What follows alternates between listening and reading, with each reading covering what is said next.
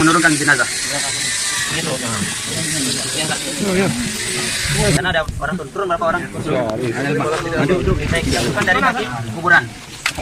Bismillah wa ala millati Rasulillah sallallahu alaihi wasallam. Terserah mau jongkok berdiri. Baik. Balik juga. Balik juga. Mayatnya dihadapkan ke arah kiblat. Balik juga. Di arah kiblat. Itu kiblatnya. Kiblatnya sana mereng, Pak. Sana mereng. Mana ada? Taruhlah ke sana ya kiblatnya, ke sana. Baik. Tidak ada ketentuan anak korban yang pertama kali melempar, tidak ada. Yang dianjurkan seluruh yang ikut ini dianjurkan untuk melemparkan sebanyak 3 kali lemparan. Maka lebih afdal tadi apa? Lahat. Lahat kan langsung kita masukkan ke dalam. Begitu kita masukkan, misalkan kalau lahat, maaf ya.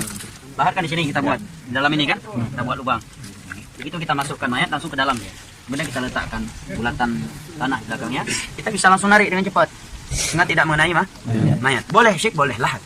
Cuma lebih afdal lahat. Apa dalilnya lebih afdal lahat? Nabi yang menyatakan lahat untuk kita, syik untuk selain kita. Kemudian mayoritas mayat di masa Nabi menggunakan lahat bukan syak. Jelas ya? Ya. Maka lahat lebih afdal. Maka sambil ini ada satu yang duduk dengan jamaah yang lain atau yang sebagian yang berdiri berceramah mengingatkan akan kematian. Begitu selesai, maka satunya mengingatkan berdiri untuk mendoakan si mayat. Nabi menyatakan selalu tidak ada, ya. Tidak ada azan dan itu salah satu bid'ah. Tidak ada satupun mazhab yang mengadzankan. Ya, demikian juga talqin mayat ya.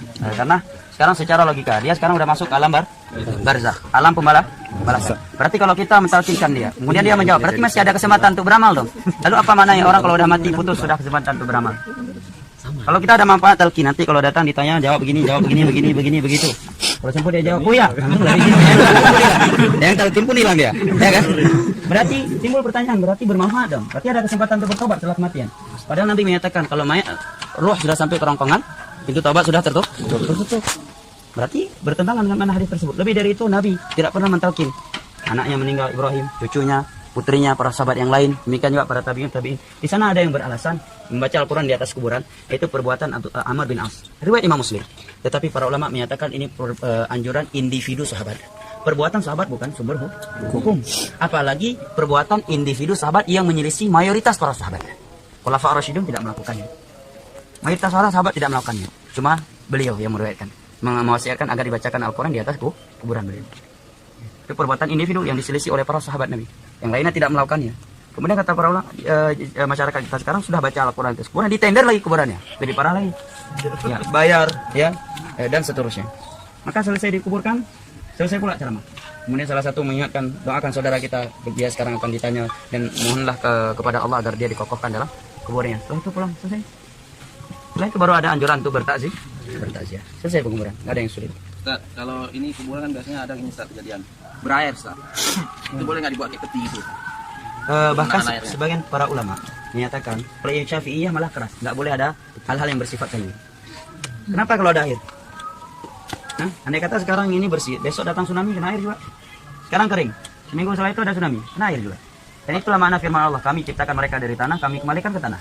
Jadi tenggelamkan langsung Ustaz. Kalau airnya ya, Ada air kan rapi mungkin Ustaz. nggak mungkin rapi. Kecuali boneka seperti ini. Kecuali airnya bisa dihilangkan. Biasanya kan atasnya dikasih papan itu gimana Ustaz? Makanya Nabi bilang tadi, ulama Syafi'iyah berpendapat tidak boleh.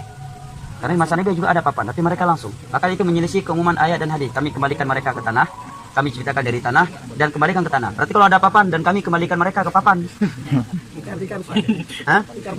Tikar pandan juga ditarik karena yang pakaian yang dibawa oleh mayat satu-satunya adalah kafannya. Itulah makna, disitulah kita akan tertegur. Walaupun kita hebat di dunia, rupanya pakaian atau kafan dan di dalam bawah tanah liat kita dimasukkan.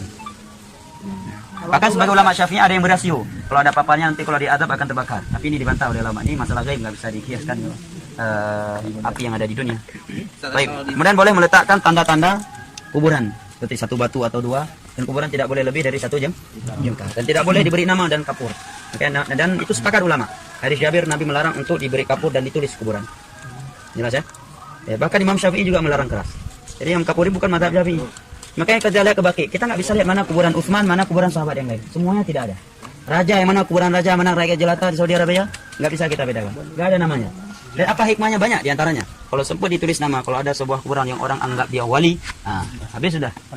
Jadikan sumber kesyirikan. Wah ini kuburan. Tapi Syiah anehnya, mereka kalau dibagi udah ada buku petunjuk. Di mana Ali, di mana sahabat ini, sahabat itu yang menurut mereka ada ini kelebihan dan seterusnya. Ustaz, tadi kan nggak boleh ada kayu, Ustaz. Itu kalau kita masukkan ke sini kan biasanya ada orang-orang taruh kayu gini, Ustaz. Kenapa nggak dengan tanah saja? Itu nggak boleh juga, Ustaz ya? Kalau dikatakan nggak boleh, ya nggak ada larangan.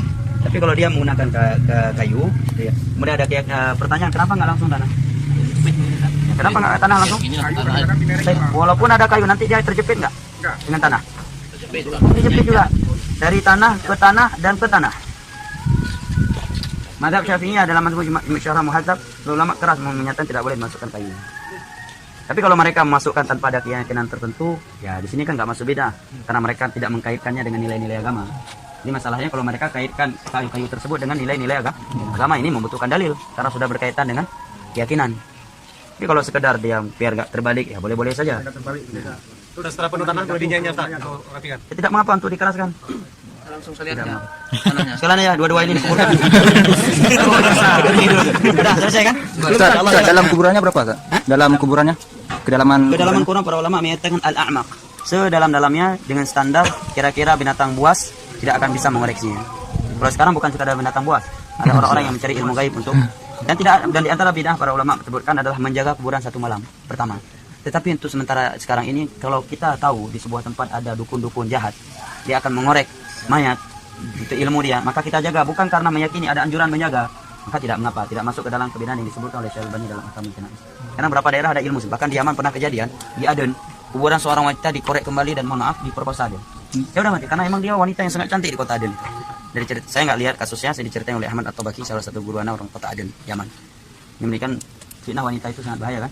Kenapa orang tahu dia cantik? Karena dulu nggak nutup aurat. Coba kalau ketika dia hidup pakai cadar, kan orang nggak tahu. Ya, menunjukkan penjagaan Allah kepada wanita yang menjaga auratnya. Diperkosa dia. Udah mayat. Nauzubillah min dzalik. Ya, kalau di bawah itu misalnya ada binatang berbisa, kan nuruninya pakai tambang gitu boleh? Tidak mengapa. Selama kita tidak meyakini hal-hal tertentu kan. Ya, Tapi kalau binatang buas dipukul dulu. kalajengkingnya Diusir dulu. Bahkan Nabi menyatakan uqtulul aswadaini fi shalah. Bunuh kalajengking dan ular walaupun kalian sedang sholat, apalagi di luar sholat. Dalam sholat disuruh bunuh mana? Walaupun kata Imam Syafi'i ketika kita ingin mengambil kayu membunuh ular, kita sudah menghadap ke selain kiblat. Kita nggak perlu membatalkan sholat. Tetap saja kita lanjutkan sholat tersebut. Mana kiblatnya? Kenapa? Kalau dengan menurunkan tali itu apa talinya? Kadang-kadang ada kejadian talinya tidak ditentukan. Ya kalau mereka kuburkan karena memang sulit untuk ditarik lagi, bukan karena ada keyakinan tertentu, ya nggak masalah. Bidah itu kan dia melakukan sesuatu yang baru, menyamai perbuatan agama dengan niat dia beribadah dengan itu. Ini yang menjadi bidah. Tapi kalau dia turunkan tali bukan karena anggapan ini sesuatu yang disyariatkan, tapi karena untuk memudahkan, ya tidak mengapa. Tapi yang sunnah kan turun. Nabi kan ikut turun langsung ke bawah. Katanya buka juga, Ustaz. Sebagai ulama menyebutkan dibuka ikatannya, walaupun benangnya nggak ditarik. Tapi kalau kita melihat kepada hadis tadi, tidak ada anjuran untuk melepaskan. Wallahu a'lam. Tidak ada. Keumuman kalau kita melihat keumuman hadis tidak ada dibuka tali potongnya. Dan itu mitos ya, masyarakat kita kalau nggak buka tali potong jadi pocong katanya. Itu mitos. Tapi ada beberapa ulama menasihati kalau memang nggak dibuka jadi fitnah besar, ya maka dibuka saja. Karena kita membukanya bukan karena ada anggapan syariat, dan membukanya pun tidak ada larangan. Nah, Tadi kan ada apa? Misalnya kita kebaki kan nggak ada papan nama gitu, Ustaz, kan? Berarti kita nggak disunahkan untuk ziarah kubur khusus untuk kubur misalnya orang tua kita gitu, Ustaz. enggak, bukan begitu pemahamannya. Kita kan bisa tahu di mana kuburan orang tua kita. Nabi menziarahi kuburan. Nabi juga diizinkan untuk menziarahi kuburan orang tuanya, tapi dilarang untuk meminta ampunan kepada kedua orang tuanya. Mereka kan tahu. Nah. kirim doa nggak sampai, Ustaz? Hah? Kirim doa nggak sampai. Karena enggak sampai. Kalau enggak ada apa maknanya firman Allah Rabbighfirlah warhamhuma kama rabbayani shaghira. Apa maknanya kita sholat jenazah kalau nggak sampai doa untuk orang meninggal? Cuma ini kali oleh ulama doa-doa yang dengan cara-cara bid'ah, berkumpul di hari-hari tertentu, di malam-malam tertentu khusus dikirim. Ini yang dikari oleh ulama. Sama dia. Ya, dan semisal dengan. Ya, yang lain. Ustaz, biasa kan kuburan zaman sekarang kan ada dibangun kayak keramik di atas kuburan tuan. Itu apa boleh, Ustaz? Tidak boleh, ya, akhi. Nabi memerintahkan Ali bin Abi Thalib menyatakan Allah tada'a timsalan illa sawaita wala qabran musyrifan illa sawaita. Wahai Ali, kalau kamu dapatkan patung yang disembah hancurkan. Yang kalau engkau mendapatkan kuburan yang ditinggikan, ratakan. Yang tidak boleh lebih dari satu jengkal. Itu bukan bentuk kita memuliakan dia, merendahkan dia, bahkan itu bentuk memuliakan dia. Karena apa manfaatnya kita buang keramik? Habis 10 juta, mending 10 juta kita sedekahkan untuk yatim dengan niat orang tua kita. sampai pahala ke dia. Jengkal itu maksudnya tanah, tanah doang sebentar. Jengkal, ya tanah, tumpukan tanah. Kalau misalnya yang ditinggikan Ustaz, Turuk pohon sebagian Syekh Albani menyebutkan itu salah satu bidah. Pertanyaan yang bagus. Pohon hijau. Ya. Ada yang meyakini supaya nggak diadab, mengkiaskan kepada perbuatan Nabi kepada dua kuburan yang sedang diadab pelakunya. Nabi meletakkan pelepah kurma yang basah. Kata Nabi, la'allahuma yukhaffafu la'allahu yukhaffafu anhuma ma lam yabasa. Mudah-mudahan adab mereka diringankan selama daun tersebut belum kering. Para ulama menjawab dengan beberapa jawaban. Yang pertama, Nabi meletakkan bukan ditancap. Kalau tadi bak apa yang di kampung Bak nama apa bak lawa? Bukan lawa. Nama Ladih nama. Bak lawa. Apa bahasa Indonesia? Dijawab pakai bak. Pohon jarah. Yang bergetah tuh. Pohon jarah. Itu bukan pelepah kurma. Kalau mau diambil dari tadi. Satu. Kedua, Nabi nggak menentapkan.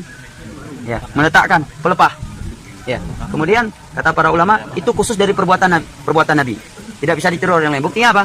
Setelah Nabi meninggal para sahabat tidak melakukannya. Ketiga, kita nggak tahu ini kuburan sedang diadab. Kalau Nabi tadi tahu itu sedang diadab.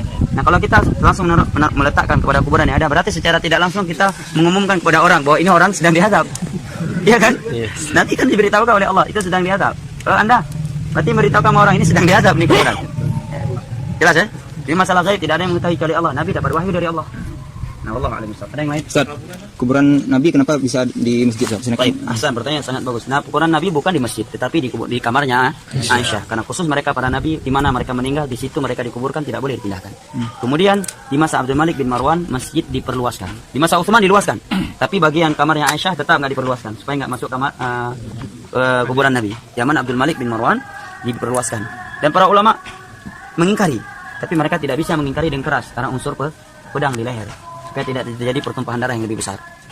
Tetapi setelah dimasukkan mereka buat tembok yang bersegi 3 sehingga orang tidak bisa menghadap ke situ. Sampai sekarang masjid Nabi orang nggak bisa menghadap ke masjid, ke kuburan Nabi. Ya sudah ditembok sangat besar segitiga yang dia tidak bisa menghadap ke situ. Dan kuburan Nabi pun sudah sangat dalam sekarang dengan perubahan tanah yang sudah beratusan tahun kan. Nah, kedua jangan jadikan dalil, berarti kalau demikian sekarang kalau ada masjid ada di dalamnya kuburan yang sebelumnya kuburan itu tidak ada di dalam masjid kemudian diperluaskan sehingga dia masuk ke dalam masjid, berarti boleh dong sholat di situ seperti kuburannya Nabi. Kita jawab nggak bisa dikiaskan. Pertama, masjid Nabawi punya nilai khusus, kuburan Nabi punya nilai khusus. Adapun di selain itu maka mana yang lebih terakhir itu dihancurkan. Kalau masjid yang terakhir datang masjid dirobohkan kemudian dibiarkan kuburan, tapi kalau kuburan yang terakhir maka kuburan yang dipindahkan masjid dibiarkan. Kenapa? Tabur bunga tasyabbuh dengan orang-orang kafir. Dalam Siram air juga demikian, tasyabbuh dengan orang kafir. Tak apa di Siram air, apa dia belum mandi lagi? Biar nggak disiksa, insyaallah. Yang begini. ini berdoanya menghadap kiblat semua. Tidak ada anjuran.